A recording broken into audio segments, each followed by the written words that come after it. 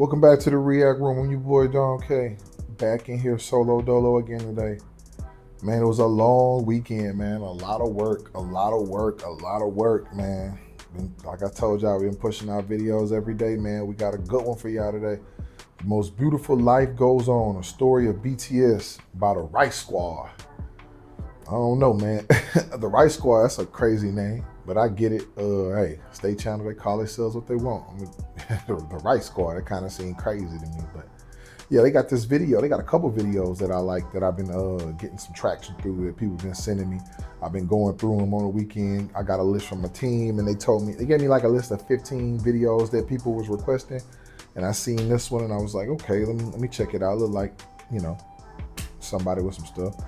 This weekend we pushed out a lot of content. I gave y'all a full album review, A Map of the Soul 7. I gave Taylor Swift full album review. We did the MMA 17. We pushed out a lot of stuff. I think I got the Cat's Eye coming today too. It probably went out a few hours ago, if not the day before.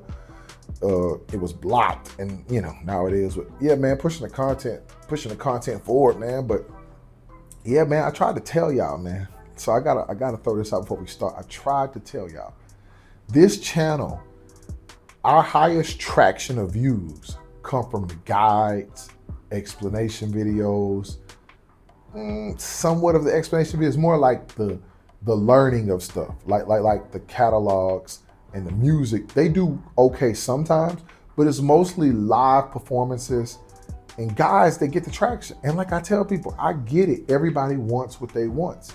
So what I did was I took a whole day off and reviewed the whole album of Map of the Soul 7.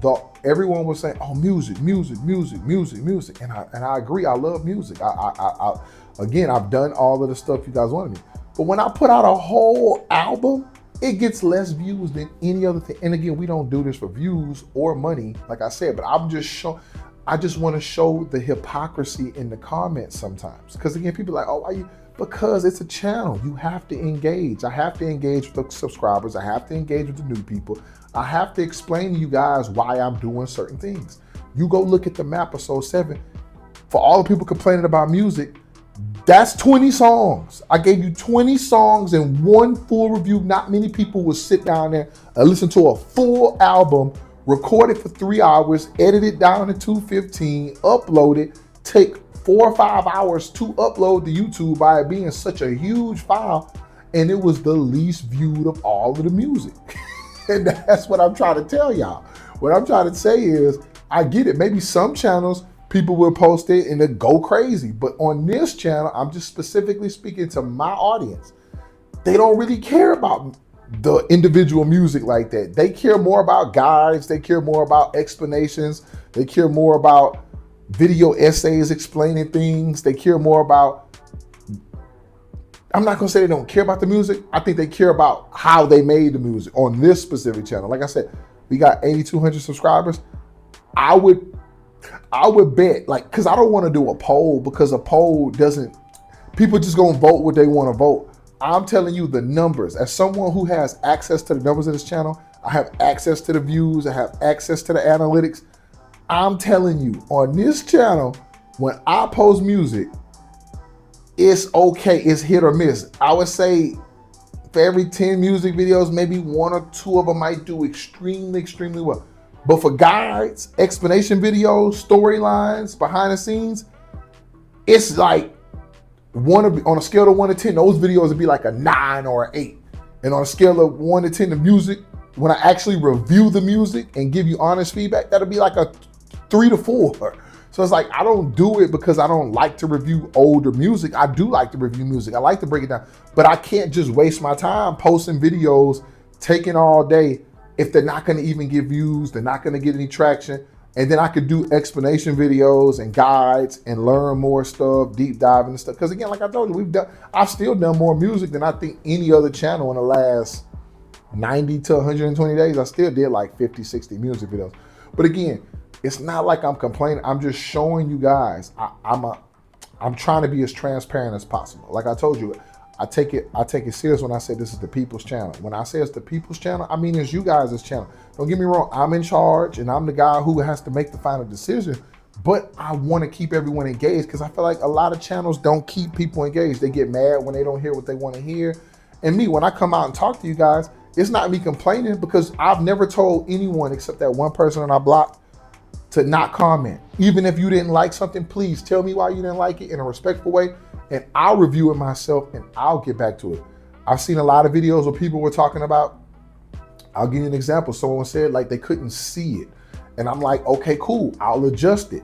Then I had someone else say, well, it's another reflection. And then I'm telling people like, okay, well, this is the thing. When I do it one way, if 8,000 people like it this way, and then 2 or 3 people don't like it that way, I have to go with the 8,000. So it's like for me, I mean, like I try to keep everybody engaged because I don't want this to be like, oh, we just ignore you because no, if you're coming and you subscribing, you have a right to say you can't see something or you can't hear something. I do my best to adjust it to appease everybody, but at the end of the day, like I can only make so many changes. But if it's a visual problem or audio problem, of course I want you to comment and tell me what's going on. And I saw it and I was like, okay, well look, if I switch it again, then the other people might not be happy. So like I said, I just work to find a common ground for everybody. But with the music, I still gonna review the music. But again, you guys have to help me out. If I review the music, give you an honest breakdown, and you don't view it, but then I post a guide and you view it or explanation, you view, what do you think the channel's gonna do? They're gonna wanna go to the guides because we can't be posting videos getting 30, 40% less than all the other stuff because everyone's on the team is just gonna be like, yo, well, that's a waste of time. Let's just keep getting the traction with what they wanna hear. Because again, it's not about what I wanna hear. It's about what you guys want. So again, you can't come to the channel and say, I want you to do music. I want you to do music. And then when we post the music, you don't watch it. Then I'm gonna just go to the other stuff. But again, I like all the material. Everybody knows I love music. I love BTS music. I love all of the music. Like I said, I just did Taylor Swift. We just did Cat's Eye. Again, like we go probably get into 17, Rihanna, Beyonce, eventually everybody else. But the bulk of my content is this. And this is what we're in right now. And this is what I like to do. So again, I have to do what the majority wants because that's the way the world works. Whoever votes, when you vote for president, who gets elected? The person with the most votes. That's how it works. When you doing polls and you want to see what's the next flavor a company comes out with or what's the next designer, they vote. When you're on a board meeting, if you got 7 people on the board and people disagree, what do? They vote. The majority wins. That's just the way the world works. So again, the channel, whichever gets the majority amount of views and the majority amount of comments and the majority amount of likes, that's the direction we move it. So again, I just throw that out there because again, it's not complaining. I just got to be transparent with you guys because again, you guys been here since day one. A lot of you been here since day one. You deserve explanations. I don't believe in just posting community notes, hiding behind a keyboard. Oh, someone said this or this is Dom's team and Dom said that. No. You guys have been with me since day one. I promise transparency, and I'm not gonna hide behind a keyboard. I'm not gonna hide behind my team. I'm not gonna hide behind anybody. If it's a problem or it's a discrepancy, I'm gonna go to you directly because you deserve honesty. So with that being said, and shout out to the Silver Army. I just discovered who the Silver Army was. I was like, I tried to Google it. I was like, yo, what is the Silver Army? Why does everyone keep saying this? I knew it had something to do with older people in the army, but I'm like, what is the Silver Army? The first thing I thought about was, are they talking about people with gray hair? And then I thought about, well, what do they mean by Silver Army? I told my team, I said, I'm guessing it's probably people like 55 plus, maybe 50 plus. And then I read one of the comments and it was like, Silver Army, Silver Army, Silver Army. And then someone finally said, I thought the Silver Army was 60-year-old plus people. And then someone else said, I'm a 53-year-old Army member. And then someone said, no, I thought it was 60, but you could be a part of it. It doesn't matter. So I guess Silver Army is what, 60 plus year olds? Hey, shout out to the Silver Army. I'm surprised that many people of that age are watching this channel supporting just because of the guys. I'm like, hey man, that's what's up, man. Hey, Thank you guys. I appreciate the support. Taking time out your day to watch the channel and help it grow. Appreciate you. So with that being said, again, shout out to the Army, shout out to the Silver Army, and shout out to everybody who subscribed. Shout out to all the returners. Shout out to the faithful people being here since day one. I appreciate it, man. And thank you guys so much for the support on the Taylor Swift video. Again, hasn't got much traction yet, but again, we got to move into other genres. I don't want to just stick in K-pop. Obviously, we all know K-pop's not the strongest genre except for BTS. But want to thank you guys. I saw a couple of comments, couple of views. I'm here to support, man. Thank you guys, man. I know you guys only want to hear the BTS commentary, and again, that's what you come to the channel for, and that's what you want to hear. But to come support another video just because I was on it, man, thank you, man. Honored, appreciate it, and that's love, man. So for the few people that did go, thank you for checking it out. You're not required to, you don't have to, but hey, I appreciate the support. It made my day, and like I said, get back to the content, man. The Most Beautiful Life Goes On, a story of BTS by the Rice Squad. I think this channel changed their name. I think I read something like they changed their name and they rebranded a couple years ago, but I don't really know the story about it, but I'm gonna just check it out, man. I don't know what this is. I don't know if it's a documentary. I don't know if it's a storyline. I don't know what it is. I just seen it. People was like, you should watch it, you should watch it, you should watch it. But no one gave me details on why I should watch it. And then when I thought about the album, I was like, is this the album title? And then it was like, nah, it's not the album title. It's just like a story of BTS. I'm like, okay, cool. I'm gonna check it out. I see the D Wade jersey in the back. See the Miami stuff. Hey, The Most Beautiful Life Goes On, a story of BTS. The name of BTS. They've been invited onto late night talk shows, they've shattered records, they've sold out stadiums, they've made it onto the big screen. These days, you'd be hard pressed to find someone who didn't know who these guys were, or at least haven't heard one of their songs. And if they don't, either they've been living under a rock, or they're 100 years old. The success of the Bangtan Boys is worldwide, but it wasn't always like this. And it all started with one man. YG. YG wanted to make himself a rap group. In the late 90s, he experimented with this idea with different trainees, eventually choosing 7 members. And while 3 of them eventually left, the remaining 4, Teddy, Danny, Jinhwan, and Baekhyun, debuted in 1998 as One Time. Their first album, titled One for Your Mind, was one of the year's best-selling albums and won several awards, including the Global Disc and SBS Music Awards for Best New Artist and KMTV's Award for Best Hip-Hop Artist. The group enjoyed moderate success and released 4 more albums before going on indefinite hiatus in 2006 due to their mandatory military service. The year was 2010, and the 5-year-old company, Big Hit Entertainment, had previously signed 2 artists, 88 and 2AM. They had their share of successes, but they were very traditional K-pop groups. Big Hit wanted a fresh, new sound, and upon listening to One Time, CEO Hitman Bang Si-hyuk had decided that that was the sound that he was looking for. And on top of that, the youth needed someone to relate to, and more importantly, look up to. He had decided he would create a hip-hop group.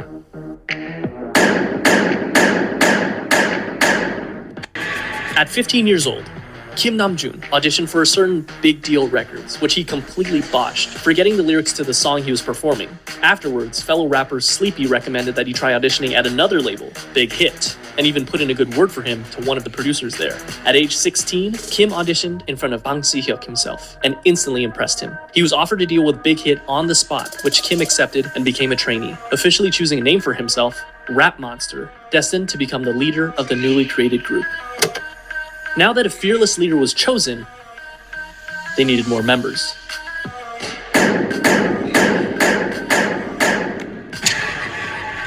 Min Young-gi was a 17-year-old living in Daegu, an avid basketball player and rapper.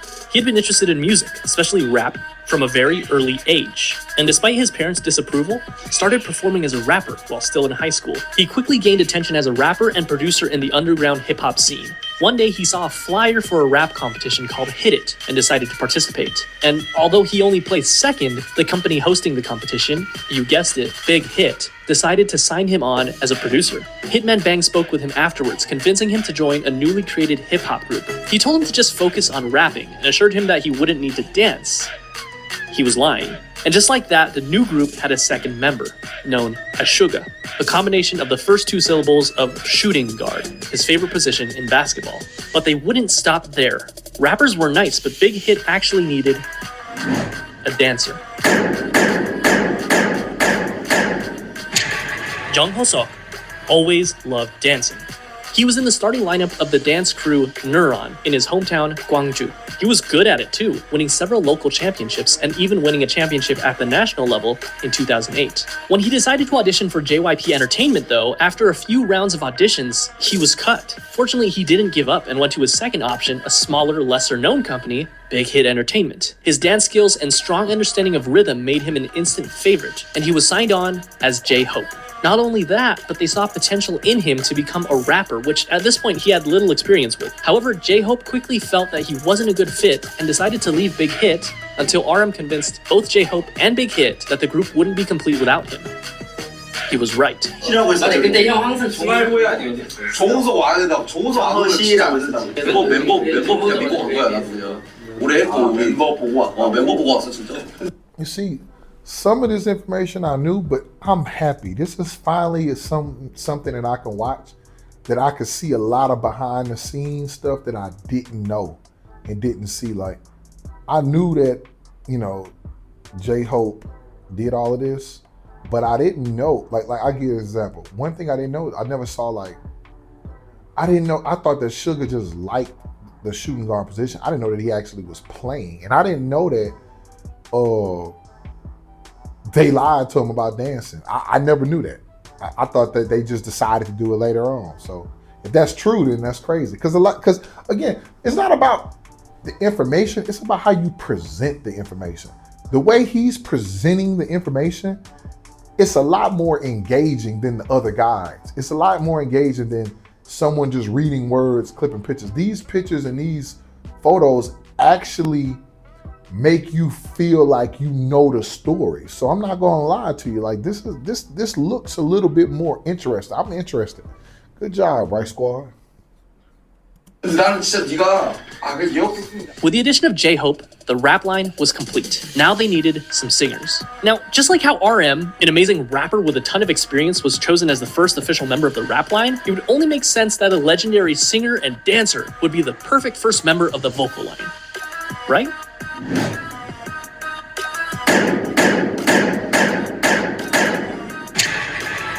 But Kim Seok-jin didn't have any sort of experience like that.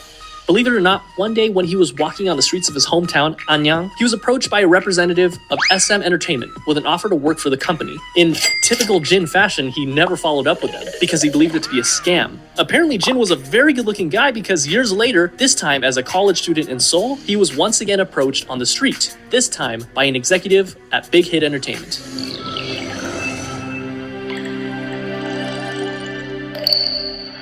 He didn't sing, he didn't dance. He was at school to become an actor, and he decided to audition to become an actor. Big Hit, however, had different plans for him, and convinced him to become a vocalist for their new group. To do so, he literally learned to dance and sing starting from zero, but thankfully, not without help from other vocalists.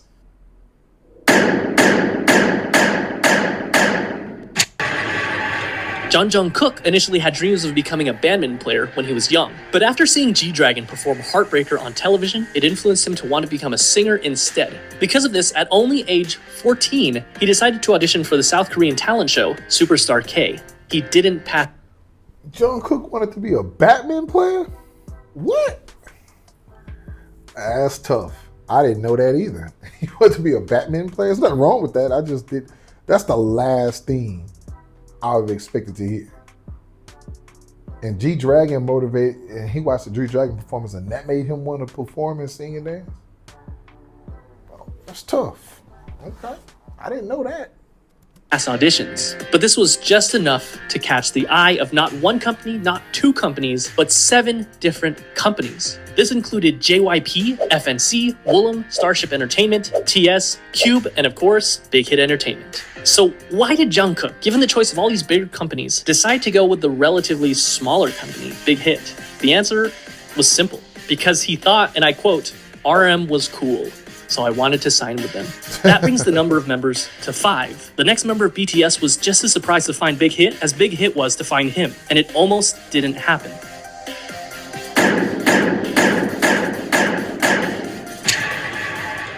Kim Tae-young was always passionate about music, and it was always his dream to pursue it as a career. However, it was hard, as his family was poor, his parents being humble farmers. His father told him that if he was passionate about music, he should learn an instrument, and he did, spending 3 years practicing with the saxophone. One day, one of his friends decided to audition for Big Hit Entertainment when they were holding auditions in his hometown of Daegu. Tae-young, being a good friend, came with him to keep him company. But when one of the team members in charge of the audition saw Tae-young, he encouraged him to audition as well. With nothing to lose, he did. That day, he was the only one in Daegu to move on to the next round of auditions, and eventually became a trainee for Big Hit Entertainment. They decided to keep him as a surprise member and didn't want to reveal him as one of the members until his debut. In the same vein, Big Hit had him choose something mysterious for his stage name. He decided to go with V for victory. Here seems like a nice round number to stop, right?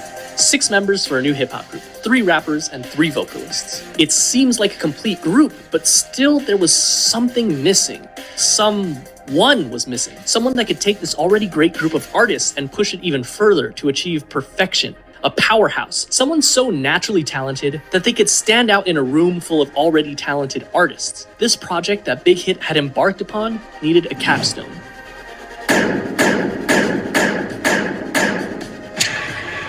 Park Jimin was a naturally talented dancer. When he was in middle school, he attended a dance academy and continued to pursue dance at Busan High School of Arts, where he studied contemporary dance and was the top student in the whole modern dance department. Impressed by his raw talent, a teacher encouraged him to audition for Big Hit Entertainment, who were holding auditions in Busan. He was only 16 when he passed the audition and moved to Seoul to become a trainee. He was the final member of the group, and he also had the shortest training period.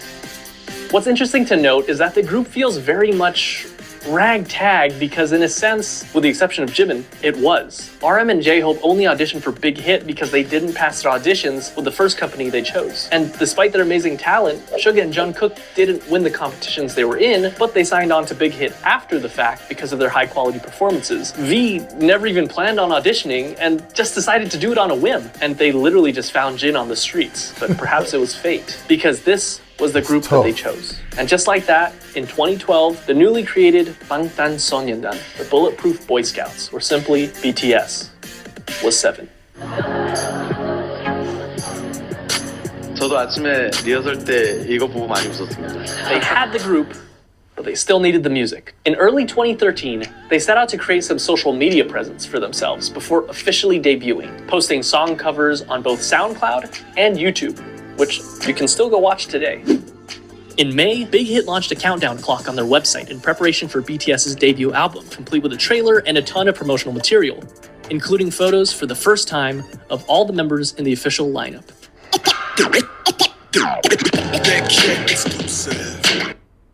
Finally, the big day came. June 12, 2013, BTS held a press conference and a debut showcase where they performed their 2 singles, No More Dream and We Are Bulletproof Part 2.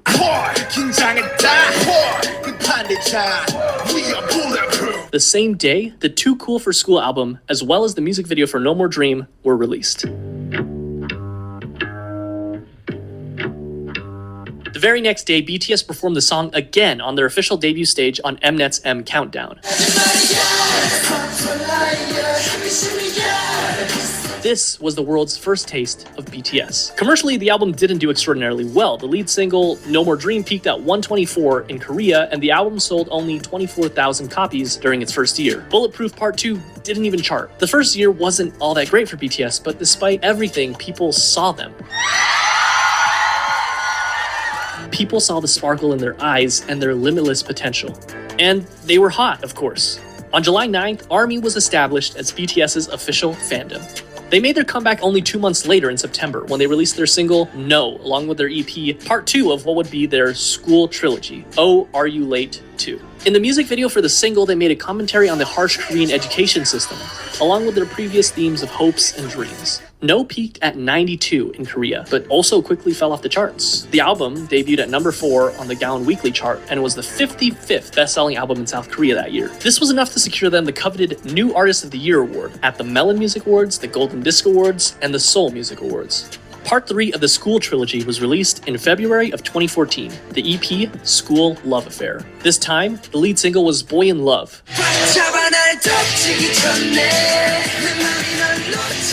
and the other single being Just One Day.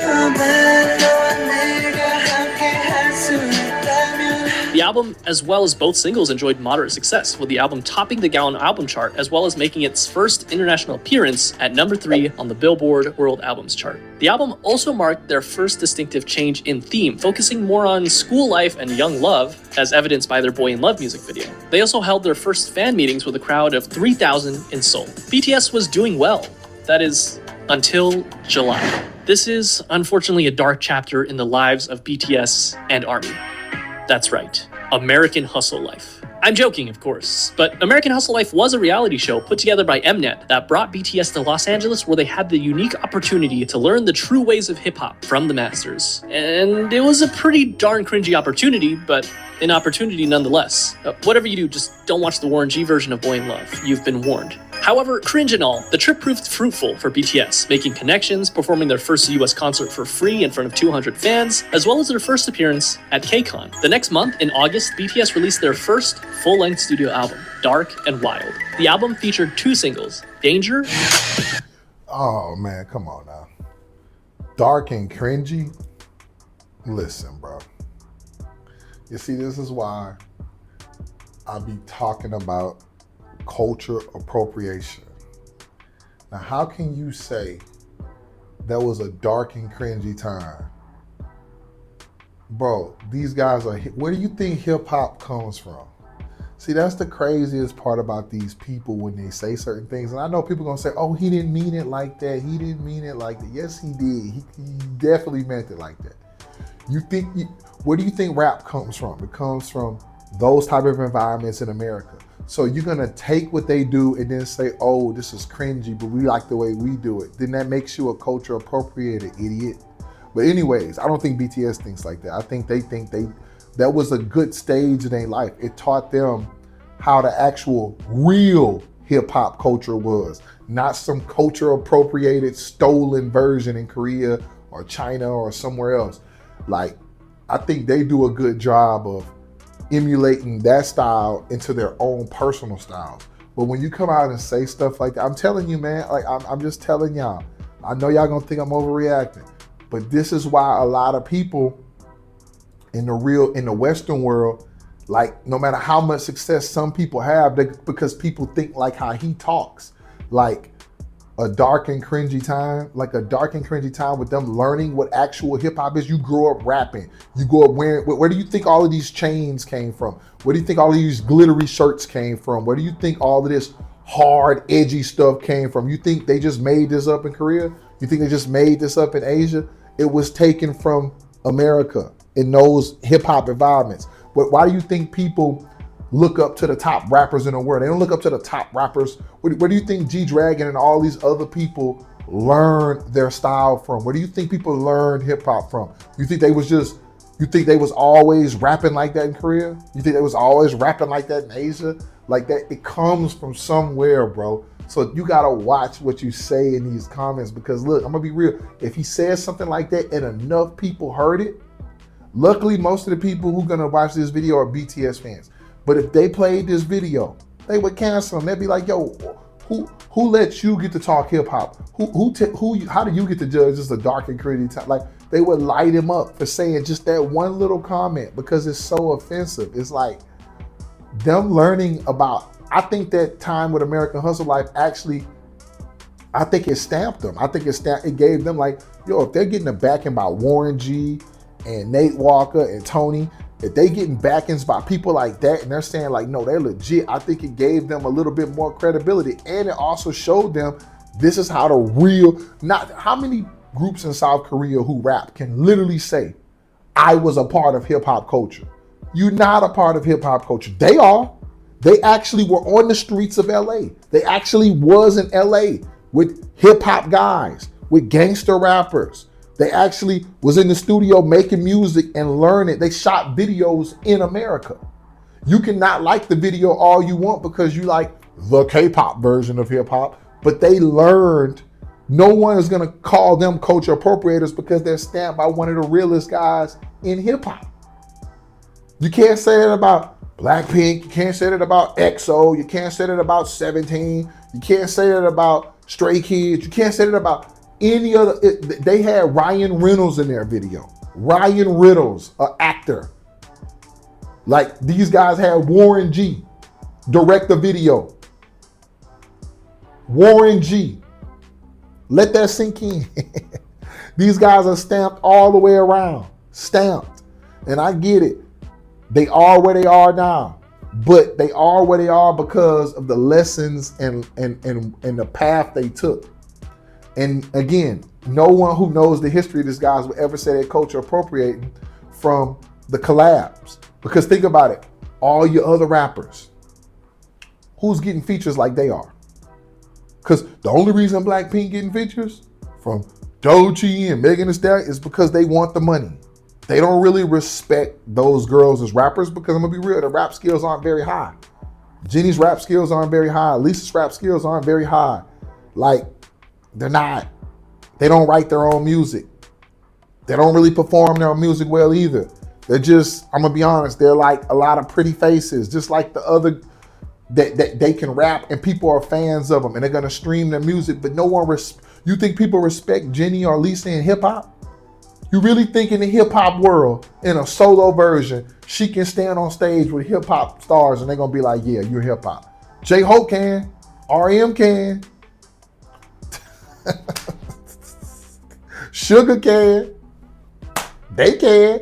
They can go get features from anybody they want. They can work with people. I don't think they're getting J. Cole, Drake, or Kendrick's verses. I don't think the rest of them are. So, like I said, watch your mouth. Rice Squad, watch your mouth. And War of Hormones. The album featured a marked shift in sound with a touch of R&B and electronica. It was met with moderate success. It peaked at number 2 in Korea, selling over 200,000 albums. In October and again in May of the following year, BTS went on their first and second concert tours, known as the Red Bullet Tour, where they visited 13 different countries, including Japan, the Philippines, Australia, the US, Mexico, and many others. They also came out with their first Japanese album in December, Wake Up, featuring many Japanese versions of their songs as well as original tracks Wake Up and The Stars, followed by a Japan tour and a solo concert in Korea.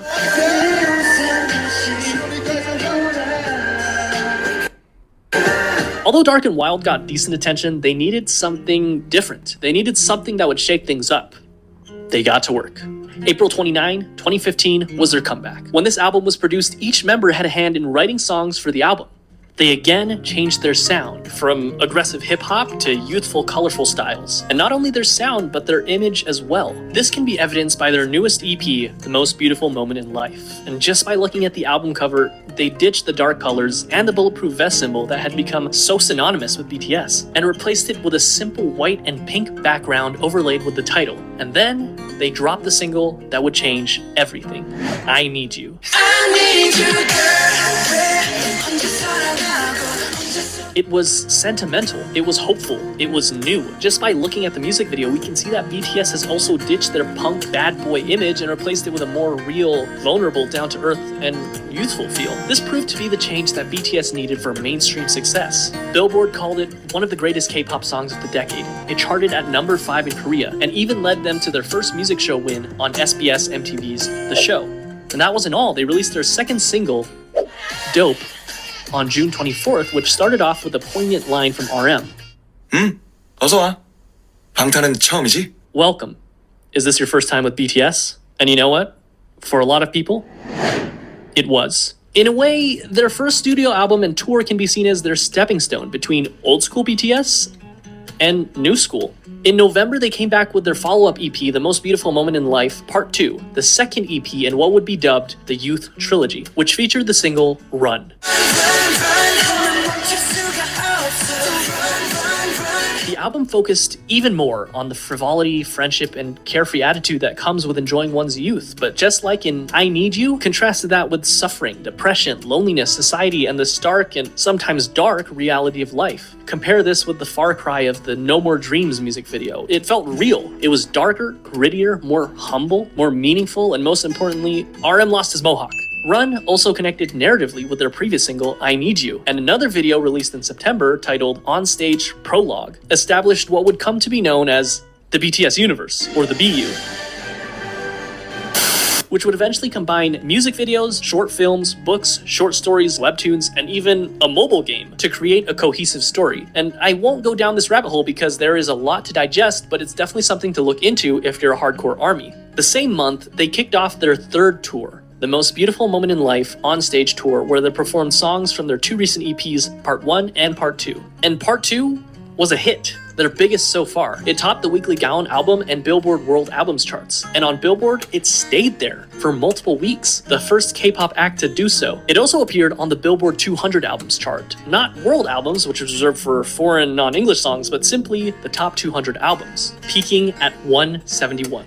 Which is kind of amazing considering that this was back in 2015. They also received Best World Performer at the 17th Mnet Asian Music Awards. This brings us to Part 3 of the Youth Trilogy, The Most Beautiful Moment in Life, Young Forever, released on May 2nd, 2016, which featured probably my favorite BTS album cover. Young Forever was actually a compilation album of parts 1 and 2, so it was mostly the same songs, but it was notable that it had some new singles, Epilogue, Young Forever, Fire, and Save Me. The latter two performed exceptionally well, with both songs topping the Billboard World Digital Songs chart, tracks from their previous 3 EPs.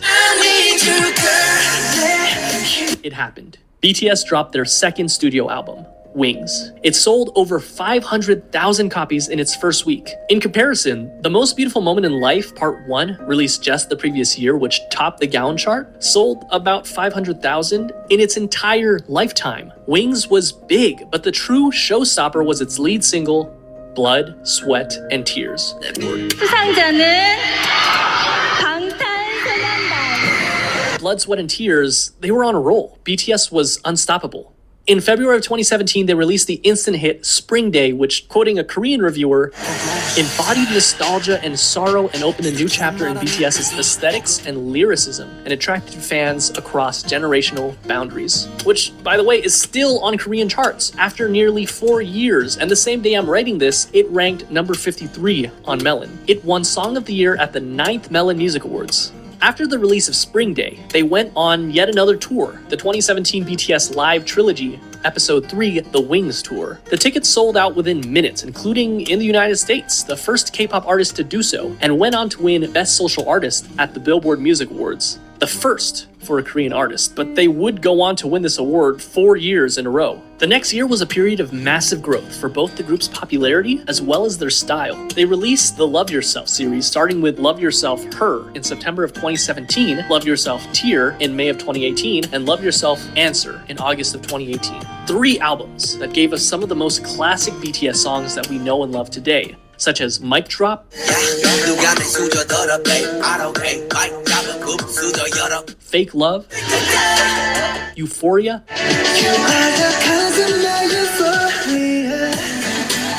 Idol,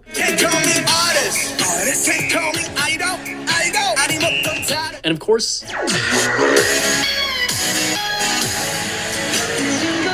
all 3 albums were commercial successes, Her being their first album to top 2 million album sales. But Tear and Answer also did equally well. These 3 albums, as well as their Japanese album, Face Yourself, proved that they weren't done yet, not even close. During this time, they shattered countless records. Their singles went platinum, they topped charts, they won awards. And not only did they break YouTube records, but they broke records that they themselves set again and again and again. This is the period where BTS really started enjoying global recognition, working with huge Western artists such as Nicki Minaj, Designer, and Steve Aoki. It wasn't their first time having international features on their songs, but it was definitely the biggest. And even though they were already, without a doubt, the biggest act to ever come out of South Korea, they had their eyes set even higher. They went on tour once again for the Love Yourself World Tour. During this tour, they collaborated with Steve Aoki to make the song Wasted on Me.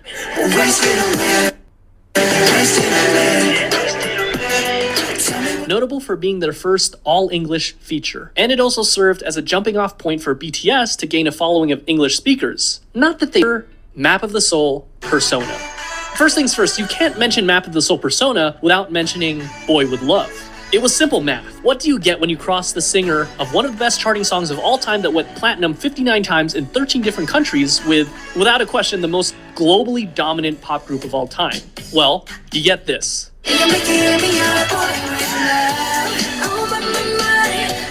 nothing less than an instant hit. Number 8 on Billboard Hot 100, platinum in the US, 21 music show wins, number 1 on iTunes in 67 different countries, the most liked and the most viewed YouTube video in the first 24 hours, the fastest video to reach 100 million views, a current view count of over 1 billion views, 7 boys, 1 girl, and 7 different hair colors. They were the talk of the town, invited to talk show after talk show after talk show.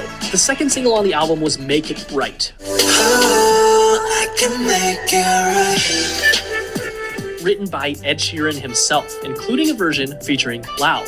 The album debuted at number 1 on Gaon and sold 3.2 million copies its first month, and that's only in Korea. It became the best-selling album in South Korea ever. It swept every major Korean music show, winning Album of the Year in each one of them. They followed up this legendary EP with the Love Yourself, Speak Yourself World Tour, where they sold out both the Rose Bowl and the Wembley Stadium in only an hour, the only non-English speaking act to do so. They even performed as a solo act in Saudi Arabia, the first foreign act to do that. The last stop of their tour was at South Korea's largest venue, the Seoul Olympic Stadium. They ended up grossing $200 million. During this time, they also created a visual novel style game for mobile devices called BTS World, where the player can interact with the members. This also came with an original soundtrack with tracks unique to the game featuring Western artists, Zara Larsson, Charlie XCX, and Juice WRLD for the tracks A Brand New Day, Dream Glow, and All Night respectively. In December of 2019, the group swept the grand prizes for both the Melon and Mnet Music Award shows, the first artist to do that. Map of the Soul persona was legendary, truly a marvel in modern music. So, how could BTS follow up the best-selling album in South Korean history, you may ask? Easy. Make an even better-selling album. And that's what they did with Map of the Soul 7. The album was released on February 21st of 2020, featuring the singles Black Swan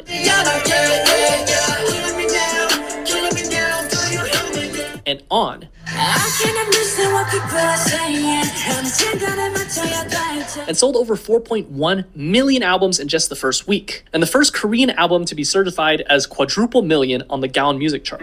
It debuted at number 1 on music charts all over the world, including the US, Korea, the UK, Japan, and much of Europe. It's not an exaggeration to say that this album left a permanent mark on the world, launching BTS into legendary status and becoming the best-selling artist in South Korean history. BTS had scheduled a Map of the Soul tour for April of that year, which would have undoubtedly outsold their record-breaking tour only a year prior, but unfortunately, the COVID pandemic caused the entire tour to be postponed, including the show at the Rose Bowl, which I was supposed to attend. But that didn't stop BTS, who performed virtual concerts, spoke at the Dear Class of 2020 graduation event, and released the Japanese version of their recent album with an original Japanese single, Stay Gold. Stay Gold! And to top it all off, this was only June. At this point, it was clear that BTS had already dominated their home turf, and they had topped the music charts all over the world. This time, their sight was set for the very top. Remember that scene in The Social Network where Mark and Sean talk about how they don't want $1 million, they want $1 billion, how they're not interested in catching 14 trout, but they'd rather catch an 800-pound marlin? Well, that's what they set their sights on. The marlin, the biggest music industry in the world, the United States. And at the top of that music industry, number 1 on Billboard Hot 100. This small group from a company that virtually no one had heard about 8 years ago planned to take on Goliath himself and dominate the American industry on their home turf. And all they had to do was speak English. August 21st, enter Dynamite. I ain't gonna lie, this is an interesting version of events. I realize when you're watching BTS content, everybody has a different way of explaining things. Like the way he's explaining it, it's the story of BTS. It's all positive, no negatives, just the highlights, nothing, It's weird because like I said, if you watch this documentary or this video, whatever it is, if you watch this essay guide, what's the story? If you watch this story, you would just think it was just super positive all the way. It was just all good. If you watched another one, you would be like, hey, it's a little different. It's a little more negative, a little more, It's just weird. It's just weird how like you can watch one video of the same thing and you get a totally different perception. And that's the thing about BTS content. You can watch one video and think, oh, these guys just great. You watch another video and be like, whoa, these guys were just hated on all the way through. You watch another video, you'd be like, oh, it was kind of mixed. It was in between. Then you watch another video and you think, oh, they're the most hated people in the world. It's just like, it all depends on who's telling the story and what facts they put in and what facts they don't. I like this. It's good to see a good, positive, upbeat story. Their first and only English single so far simultaneously performed better than anyone had expected, but at the same time is exactly what we as an audience had come to expect from the legendary boy band themselves. And they did it. They reached #1 on the US Billboard Hot 100, the Global 200, and the Global Excluding US chart. And they made sure that if you hadn't heard of them before, you definitely have now. And if that wasn't already the biggest flex, on October 2nd, they came out with Savage Love BTS Remix with Jason Derulo. Savage Love, did somebody break your heart? Getting #1 on the Billboard Hot 100 again, less than 2 months after already getting it #1 with Dynamite. And on the Global 200, where they actually replaced themselves at #1, the first artist to do so ever. So what makes BTS so special? How did they achieve all this? K-pop is a genre that spans for at least 30 years, and there have been hundreds of boy groups and hundreds of girl groups. What did BTS do to rise above all of them and break through to markets never before seen? Historically, the boy band industry has been dominated by white English-speaking bands. And the fact that BTS has not only held their own, but blew any sign of competition out of the water on a global scale can be attributed to nothing less than their talent, hard work, and a bit of a 1 in a million miracle. They did it through their own blood, sweat, and tears, so to speak. Around the world, we see that boy bands have pretty much fallen into obscurity, but BTS is thriving. And though I've stated this all before, it's worth saying again, in contrast to other bands who would sing about romantic relationships with girls and what some would call predictable bubblegum pop tunes, BTS is continuously pushing the envelope and changing their styles. According to an article by Vulture.com, they describe this style as much less a success for the Backstreet Boys and more of the successors of Michael Jackson, whose choreography and charisma were unprecedented. While of course there's a lot of love for the angelic vocals of BTS, rap has also played a very important part in creating their own style. In stark contrast to the typical boy band where every member sings, it's so refreshing when you're in the middle of a song and you hear RM's raw rapping skills, J-Hope's energy, or Suga's soul put into every single line. Interestingly enough, at the first glance, it seems that the success of BTS was miraculous, despite not being part of the Big Three, but it can also be argued that their success was because of their separation from the Big Three. Their label, Big Hit Entertainment, whose founder emphasizes artistic freedom more than anything else, allowed them to make their own sound.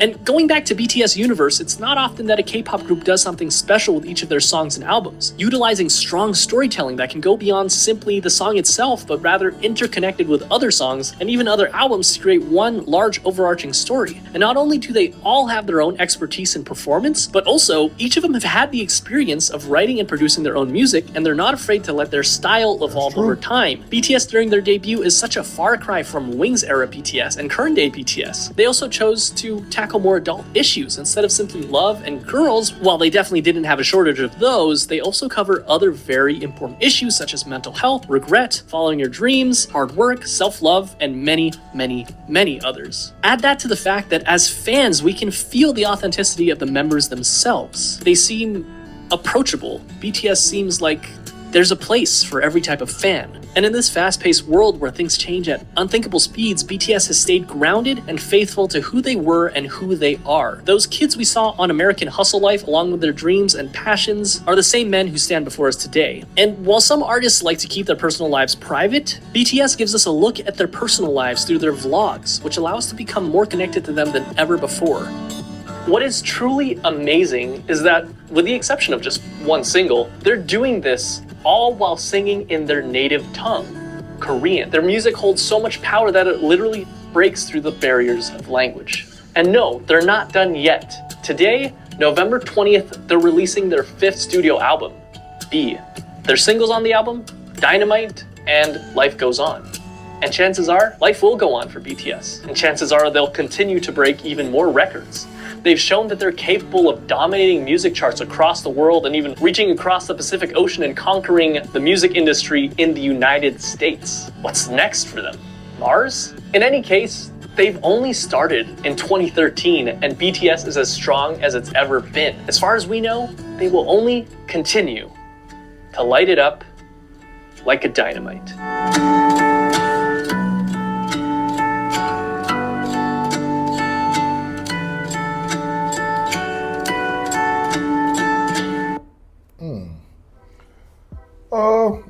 That wasn't a bad video. I actually liked it. I thought, it was a couple things that I didn't like, but I'm not gonna focus on the negative. It was a pretty good video. I liked it. It was upbeat, kept me engaged, had nice little cuts, nice little moments, nice little instrumentals, nice little songs, It's all good. I think it was pretty cool. If he asked me, the fame they've gotten is because of three major things. One, they're very open I don't think people realize when you start off on the internet, just look at all of the people from, I don't know if you're familiar with the streamers, but Kai Cenat, Aiden Ross, Speed, QC from Australia, academics. If you look at all of those people, they all started YouTube fairly early, like in the 10s to 13s. Predominantly, the people who've been there since the beginning through the social media presence, Twitter, Instagram, if you were consistent for 10 plus years, you're famous now. Like if you kept it going, you built a fan base. Them through the Weverse and all the other things they've done, they've built a fan base and they vlogged and they've opened up their lives to a lot of people. So I think one is social media, two is being, like the dude is say, being approachable. I think when you give fans not planned vlogs like these pop artists from America do, where they just, oh, we're gonna show you, look, I look this beautiful when I wake up and blah, blah, blah, blah. And then, oh, we're going to dinner in Beverly Hills and then thank you guys for coming. Like, that's not what people wanna see. These guys wake up, eyes looking crazy, they sing to people on camera, they talk to people, they bother each other, they show them eating, they show them playing basketball games, they show them playing video games. They engage and make you feel like they're a part of your life. And when you show that type of energy to people who actually support you, they feel like they watched you grow up. Like a lot of their fans feel like we watched you grow up. They don't feel like fans. They feel like we're a part of your life. They feel like and they make them feel as though they are a part of their life. And they say it all the time, like even Jungkook said, I can't live without you guys, because that's all he knows, that they're a part of each other. And that's number two. Number three is the music.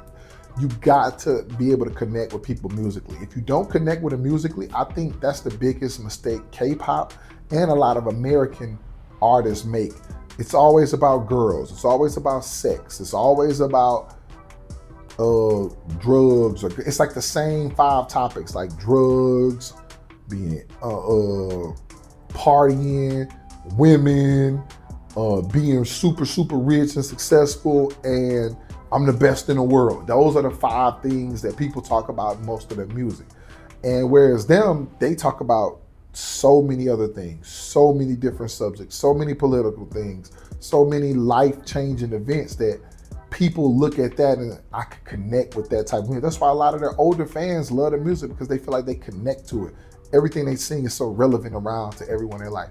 And as far as the first, when they had the hard edgy look, everybody starts off like that. That was the stage when they were younger. Then they grew, then they adapted, and then they learned and they experienced different things, and they grew musically, and they grew emotionally, and they grew their friendship, and they grew business-wise, and you evolve. And that's all people want to see as fans. We want to see you grow, we want to see you evolve, and we want to see you be the best you can be. So it's a good video. The only thing that I disagree with, I do not like that dark, cringy moment of hip, because don't diss something that helped them grow. Don't diss something that helped them become the artists they are now. And don't diss people who gave them an opportunity when they could have gave that opportunity to anybody else. And again, like they said, EXO wanted to work with them, but they didn't want to work with EXO. They wanted to work with them. So don't do that, man. That's the only thing I will push back on to Mr. Rice Squad. Because like I said, I'm just reacting to the video, but I don't know you personally. But don't do that, because to me, I'm offended. And anybody in hip hop will be offended by that. They showed them love. Like Warren G showed them love. Nate showed them love. So don't make no comment like dark and cringy moment, because they stamped them when a lot of people wasn't working with them. And when they wasn't selling that well, they knew the talent and they knew where they was going. So please just don't be disrespectful, saying some little stuff like that. But otherwise, I get that video 9.5 out of 10. The only reason I can't give it 10 out of 10 is because he pissed me off saying that dumb comment. But other than that, I think it was a well put together video. I think it was a good storyline. I think it was cool. But even if he was joking, I don't like the joke. I don't think it's funny at all. That's just me personally. But I do like the video. I will recommend you watching it. I'm going to put the link in the description. You guys check out Right Squad. I'm pretty sure most of you have already checked out Right Squad because some of y'all recommended it. But yeah, so you guys tell me in the comments, what do you think about The Most Beautiful Life Goes On, the story of BTS? Was it accurate? Did you feel some type of way when you first watched it? Did you enjoy it? Was he missing some things? Should he have put more negative things in there? I don't think so. I think it was a positive, refreshing video that sometimes you just want to see positive things and sometimes you just want to hear the story of an underdog. And do you guys think I'm too hard on him, or do I think nah, I don't think so. But you guys let me know because I'm going to listen to your opinions. Like, share, comment, subscribe, always with love. And remember, check out that Map of the Soul full album review I did, the best album ever by BTS.